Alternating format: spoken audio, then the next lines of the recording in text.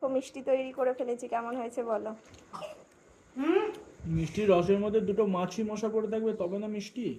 ইস, এটা ঘরোয়া মিষ্টি গো, মাছি কেন থাকবে? মাছি ছাড়া মিষ্টি অসম্পূর্ণ।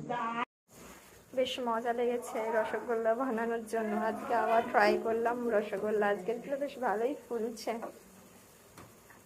আগের দিনটা একটু ফুলেছিল কম। দেখো ফুলে উঠেছে। কালো কালো যেগুলো ভাসছে ওগুলো এলাচের দানা। তামিলনাড়ুতে রসগোল্লা পাওয়া যায় না, তাই এভাবে রসগোল্লা ঘরে বানিয়ে খেতে বেশ ভালোই মজা লাগে। দেখো কত সুন্দর টবু টবু হয়ে ফুলে গেছে, আর একটু ফুলবে আর সাইডগুলো একটু ফেটে ফেটে আসবে, তাহলেই তখনই আর কি রেডি হয়ে যাবে জিনিসটা। বুঝছো? রসগোল্লা প্রায় অনেকটাই ফুলে ফুলে উঠেছে।